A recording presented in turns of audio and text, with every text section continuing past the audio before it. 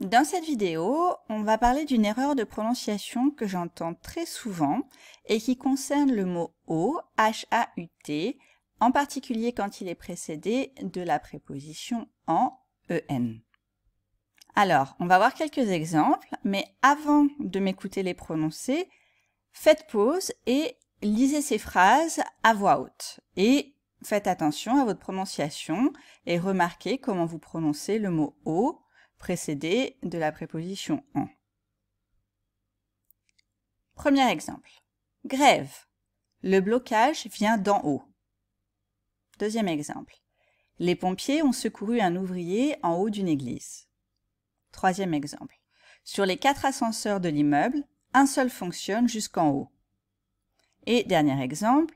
Ils vont affronter une équipe revancharde qui veut se replacer en haut du classement. Alors, est-ce que vous l'aviez bien prononcé? Est-ce que vous dites bien en haut et non pas en haut? Parce que c'est ça l'erreur que j'entends très souvent, c'est la liaison entre en et haut. Mais on ne peut pas faire cette liaison.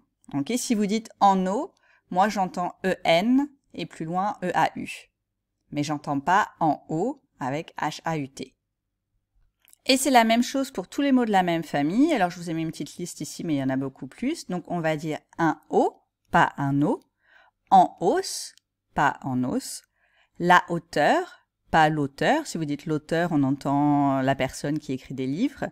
Les auteurs, pas les auteurs. Là encore, les auteurs, c'est les personnes qui écrivent des livres. Un haut le cœur, un haut fonctionnaire. On ne dit pas un haut le cœur, un haut fonctionnaire. Et on dit gagner haut la main et non pas gagner haut la main.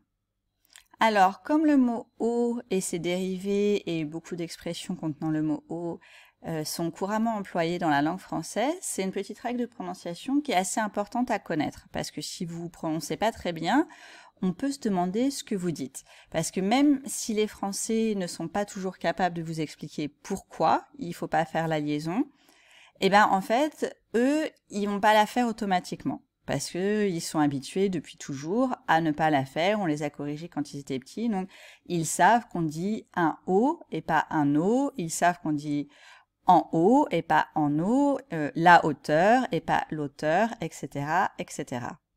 Si vous êtes abonné au blog, j'avais fait un post sur le H aspiré avec une vidéo, donc vous pouvez le trouver dans la rubrique phonétique et prononciation, si vous voulez en savoir plus. Mais si ça vous suffit de savoir ça pour l'instant, ou vous pouvez faire vos propres recherches, vous pouvez rechercher le H aspiré.